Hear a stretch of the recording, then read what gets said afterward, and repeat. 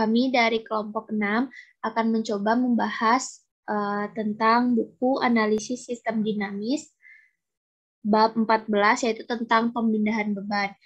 Kelompok 6 yang beranggotakan Rizky Pranatadewa, Randy Handika, dan Putri Landa. Pemindahan beban merupakan tindakan pemecahan segala masalah secara tepat atau sementara yang tanpa disadari akan menimbulkan efek samping yang justru akan memperburuk gejala masalah tersebut. Model buku pemindahan beban biasanya dimulai dengan sebuah gejala masalah yang akan membuat kita cenderung untuk lebih menerapkan pemecahan gejala masalah daripada pemecahan masalah sebenarnya atau mendasar. Pemecahan gejala masalah seringkali menimbulkan efek samping yang akan mengurangi kemampuan atau mengalihkan perhatian dari pemecahan masalah mendasar. Selanjutnya, kita akan masuk ke struktur dasar pemindahan beban.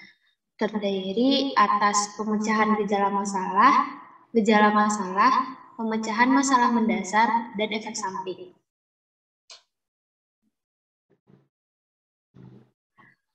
Dari bab 14, kita lanjut ke latihan soal yang bisa dilihat sebagai berikut. Dari soal tersebut, kita akan mendapatkan persamaan power scene yang akan diperoleh sebagai berikut. Selanjutnya, kita akan mencoba menjawab soal yang pertama, yaitu bagaimana diagram simpel dan kausal. Terdapat 4 komponen. Yang pertama adalah gejala masalah ini, yaitu adalah beban limbah cair. Sedangkan pemecahan gejala masalah yaitu laju UPL. Pemecahan masalah mendasar yaitu ketidakpedulian karyawan. Dan efek samping yaitu produksi bersih. Pada air limbah tersebut, jika air limbah tersebut meningkat, maka akan menambah laju UPL, sehingga dapat berpengaruh pada ketidakpedulian karyawan, yaitu sehingga laju UPL yang meningkat dapat mengurangi ketidakpedulian karyawan. Ketidakpedulian karyawan tersebut bisa berdampak pada air limbah, beban limbah cair, dan produksi bersih. Pada air limbah, ketidakpedulian karyawan semakin menurun, maka akan menambah air limbah sehingga dapat menyebabkan meningkatnya laju UPL. Sedangkan pada beban limbah cair, jika ketidakpedulian karyawan semakin menurun, maka akan menambah beban limbah cair sehingga dapat berpengaruh pada produksi bersih, yaitu meningkatnya produksi bersih. Pada ketidakpedulian karyawan yang semakin menurun akan menurunkan produksi bersih sehingga pada laju UPL nantinya akan semakin meningkat sehingga mengurangi beban limbah cair tersebut. Selanjutnya kita akan masuk ke dalam diagram alir yang akan dijelaskan oleh Mas Rizky. Oke, saya akan coba menjelaskan terkait dengan diagram alir. Dimulai dari beban limbah cair, di mana beban limbah cair itu sifatnya konstan, yaitu 100 meter kubik per hari. Nah, dia ada pengaruh terhadap faktor UPL, yang mana dari beban limbah cair ini akan berpengaruh terhadap laju UPL. Nah, pengaruh laju UPL ini juga akan berbuntut untuk mempengaruhi ketidakpedulian karyawan dengan pertimbangan efisiensi UPL itu sendiri. Nah, dari ketidakpedulian karyawan ini akan berbuntut pada produksi bersih. Produksi bersih yang dikaitkan dengan fraksi produksi bersih akan mempengaruhi terhadap laju limbah cair, di mana laju limbah cair sendiri ketika dikaitkan dengan limbah produksi itu akan berpengaruh terhadap beban limbah cair, dan siklus looping ini akan selalu terulang sehingga menjadi model sebuah ekosistem terkait dengan permodelan beban limbah cair dan juga variabel yang berpengaruh di dalamnya. Untuk hasil percobaan dari power sim yang sudah dilakukan, ada 4 variabel yang cukup berpengaruh atau terjadi fluktuatif. Yang pertama adalah laju limbah cair, yang kedua adalah laju UPL, yang ketiga ketidakpedulian karyawan, dan juga produksi bersih, di mana produksi bersih ini adalah output atau efek terakhir atau juga bisa dikatakan sebagai tujuan. Nah, dari ketiga variabel di luar produksi bersih, laju UPL merupakan variabel terkontrol atau yang bisa di-adjust secara langsung, di mana ketika ada perlakuan terhadap laju UPL, baik itu pengurangan ataupun penambahan, akan berpengaruh secara langsung terhadap laju limbah cair maupun ketidakpedulian karyawan, di mana yang sudah dijelaskan oleh Mbak Yolanda tadi. Nah, sehingga untuk itu bisa dilihat di grafik sebelah kanan, ternyata dinamisasi itu terjadi sampai ke tahun ketiga terjadi peningkatan. Jadi ketika laju limbah cair itu diatur sampai pada tahun ketiga, kemudian dia terjadi penurunan sampai ke tahun ke-11, itu ternyata menunjukkan bahwa produksi bersih secara optimal dihasilkan bukan selaju UPL yang terus bertambah seiring berjalannya waktu, tetapi hanya pada titik waktu tertentu, yaitu di sini pada tahun 2023 itu diketahui produksi bersih yang paling tinggi yaitu adalah 322,37. Jadi memang ketika kita sudah memperlakukan laju UPL pada percobaan ketiga, sebaiknya tidak ada perlakuan kembali, karena nanti ketika ada perlakuan dia akan terjadi fluktuasi yang berpengaruh terhadap nilai dari produksi bersih itu sendiri. Karena memang dari percobaan yang dilakukan dalam rentan waktu 11 tahun, itu produksi bersih yang dihasilkan paling tinggi ada di tahun ketiga. Sehingga pada analisanya, laju UPL berpengaruh terhadap ketidakpedulian karyawan, di mana ketidakpedulian karyawan sendiri mempengaruhi hasil produksi bersih. Kemudian produksi bersih yang dihasilkan akan mempengaruhi laju limbah cair, yang menjadikan beban limbah cair meningkat. Nah, looping ini akan terus terjadi dan menjadi sebuah ekosistem di mana yang bisa kita adjust atau dikontrol itu adalah laju UPL-nya. Sehingga untuk mendapatkan produksi bersih, kita harus mengevaluasi laju UPL-nya. Bisa dilihat di grafik dan juga tabelnya. Kemudian untuk analisa dan strategi kebijakan, termasuk dengan teknis power sim-nya akan dijelaskan oleh Mas Randy. Berdasarkan analisis tabel dan grafik yang telah disampaikan, maka dapat dianalisis sebagai berikut. Laju UPL berpengaruh terhadap ketidakpedulian karyawan, sehingga mempengaruhi hasil produksi bersih. Produksi bersih yang dihasilkan akan mempengaruhi laju limbah cair, yang menjadikan beban limbah cair meningkat. Sedangkan strategi kebijakannya adalah perlu adanya kajian dan evaluasi terkait dengan kebutuhan laju UPL untuk mendapatkan produksi bersih yang optimal. Untuk selanjutnya adalah simulasi menggunakan power sim.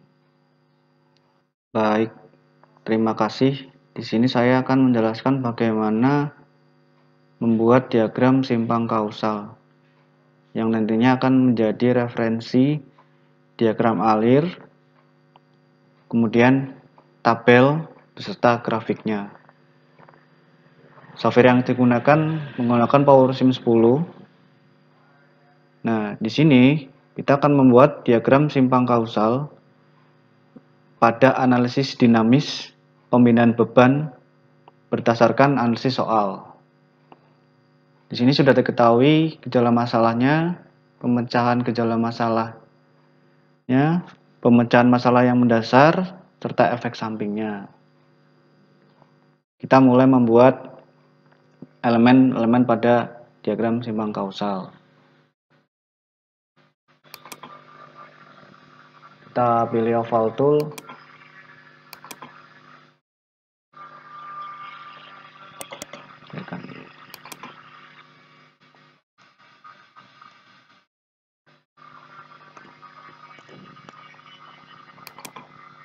Untuk lainnya tinggal di copy paste saja.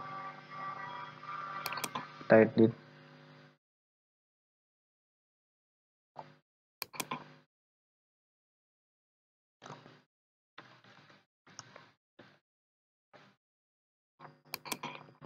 Nah, sekarang kita menghubungkan antara elemen atau komponennya.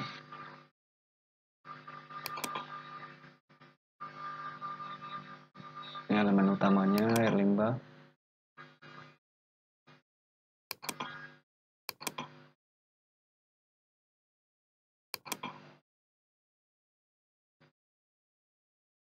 air limbah akan meningkatkan laju UPL. Berarti klausannya positif. Tekuk aja.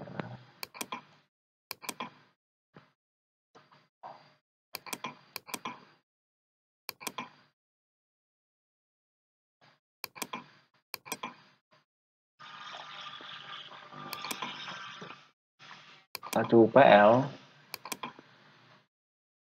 akan mengurangi ketidakpedulian karyawan.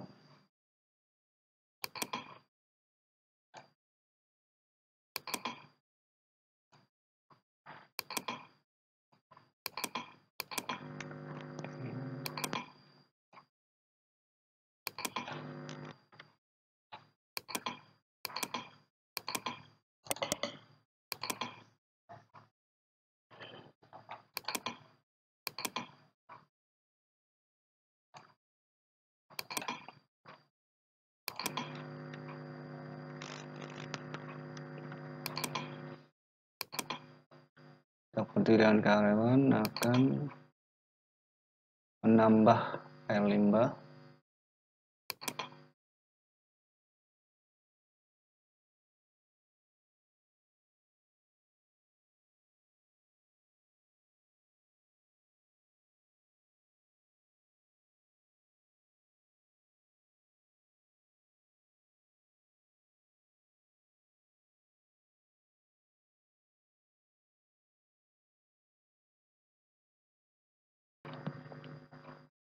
Nah, di sini ada hubungan klausal loop. Karena di sini positif dan negatif, maka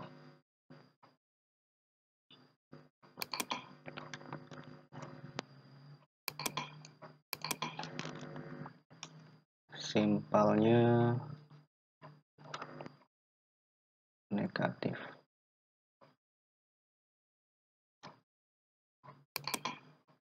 Kita edit ya.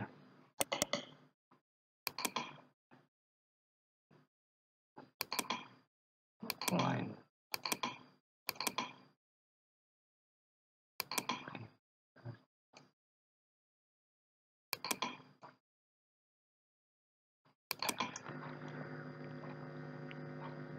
Demikian diagram simbol kausal berdasarkan analisis soal yang telah ditentukan. Baik, terima kasih. Di sini saya akan menjelaskan bagaimana membuat diagram alir seperti ini berdasarkan persamaan power sim yang kita peroleh dari soal beserta asumsinya.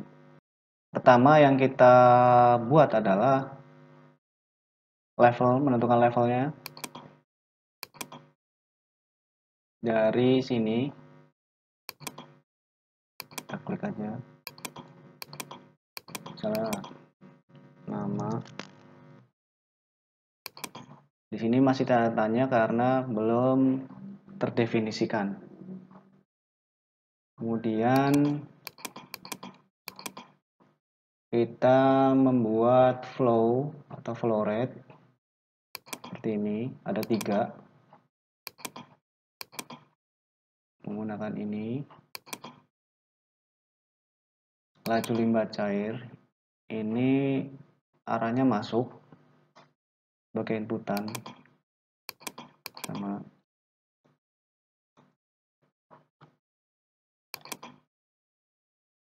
ini tidak ada ya.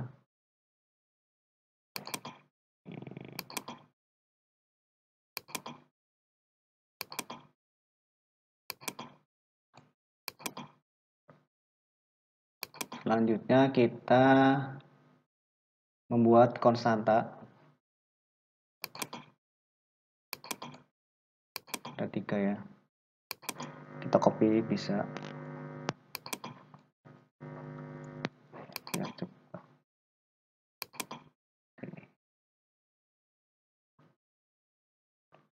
Kemudian kita tentukan auxiliary-nya,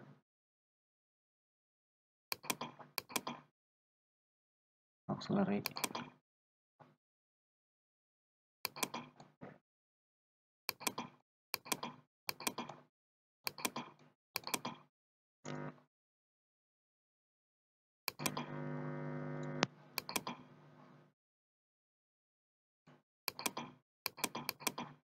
Oke, ini masih bertanda tanya semua karena belum terdefinisikan. Nah,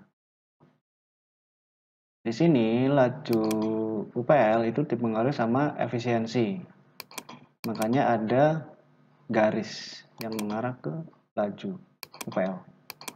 Nah, memakai ini. Di sini nih.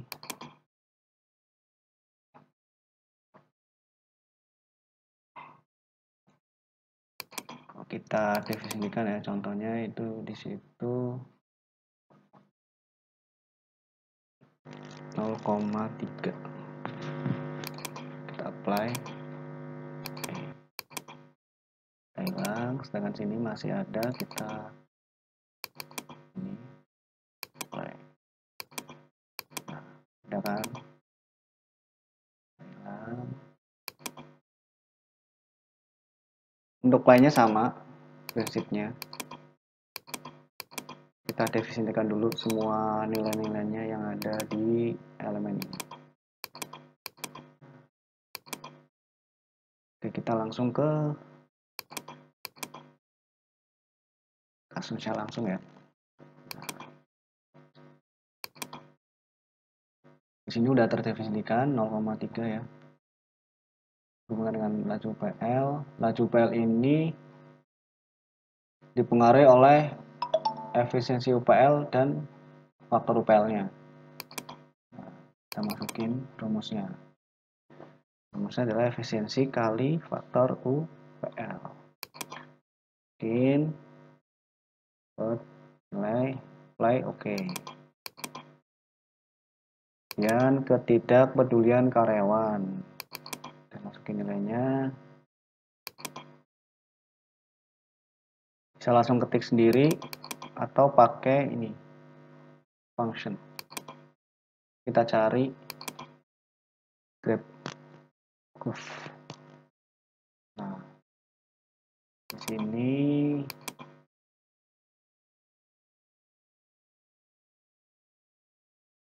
X-nya itu laju UPL. Harus ketik. Kemudian 100. Kita masuk ke grab. Di situ ada 11 record. Ya, aksisnya 10. 200.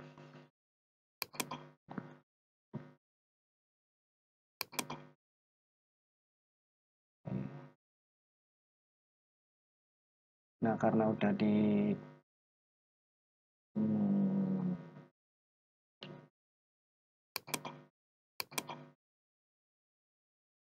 kemudian menghitung produksi bersih yang dipengaruhi oleh fraksi produksi bersih dan ketidakpedulian karyawan. Masukin aja kaliannya.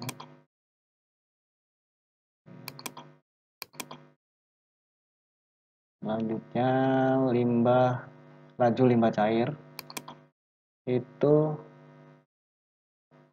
dipengaruhi oleh produksi bersih dan limbah produksi. Kita masukin aja pakai delimiter MTR. Masukin bersamanya.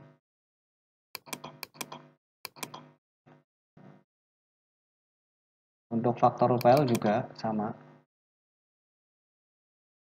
Masukin persamaannya.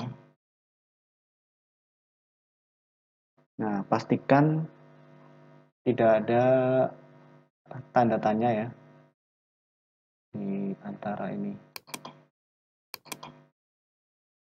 Selanjutnya kita mau bikin tabel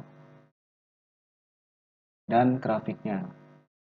Setelah membuat diagram alir, kita akan membuat tabel beserta grafiknya.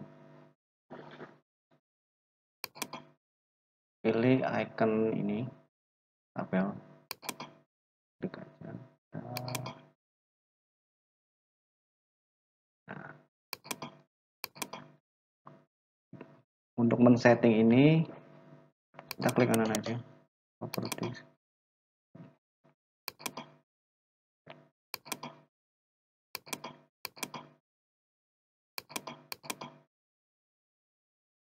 Oh, salah.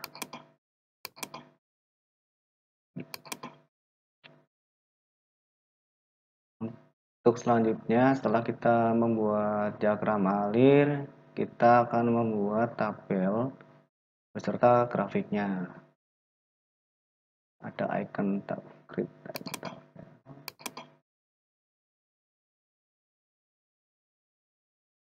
Kita mau edit ininya. Kalau mau edit, nah, di sini di simulation ini bisa diatur. Ini juga measure-nya bisa 2 misalnya.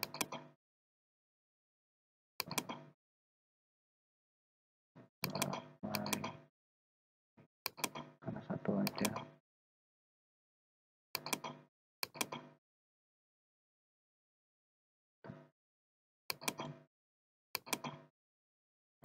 Untuk edit ininya bisa langsung aja.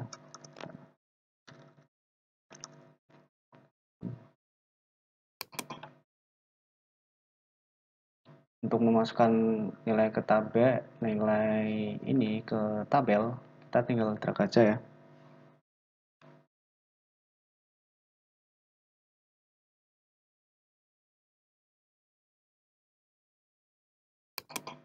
Kita klik, kita drag.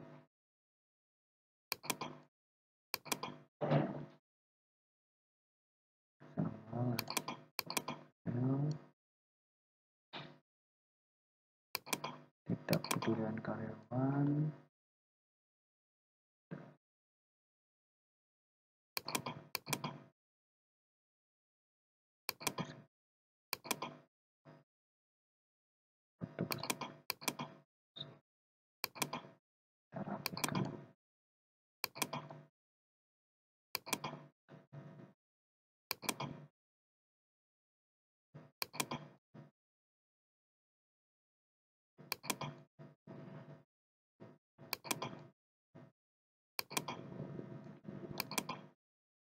Ya, tabelnya sudah jadi ya. Oke, selanjutnya kita bikin grafiknya. Pilih icon ini.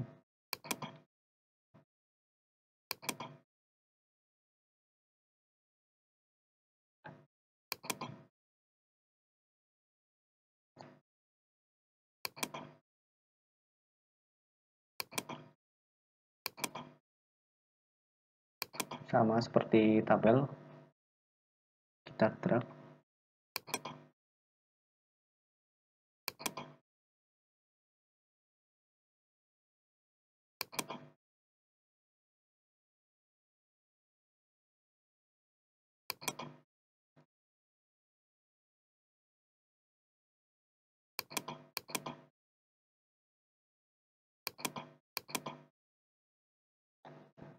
Udah. Kita mau menamain, kita kasih nama nih tabelnya.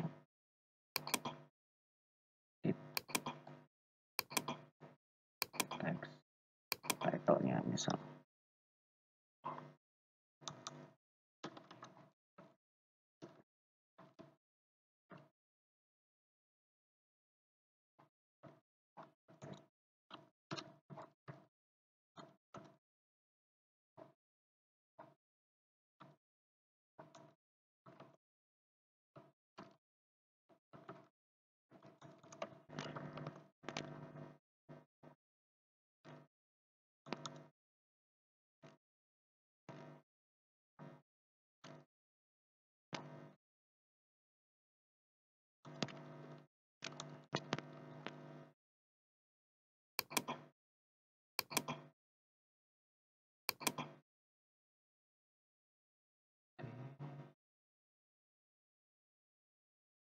Kita kasih legenda juga.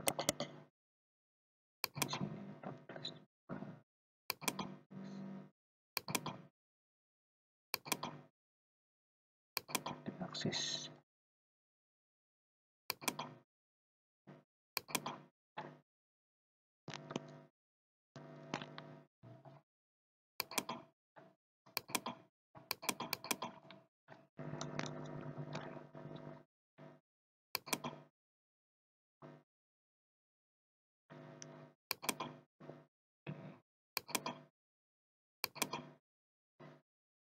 Oke.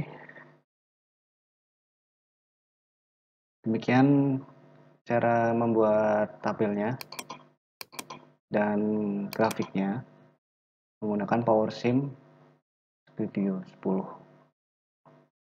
Semoga bermanfaat bagi kita semua. Terima kasih. Sekian presentasi dari kelompok kami. Semoga bisa bermanfaat bagi pendengar semuanya. Terima kasih.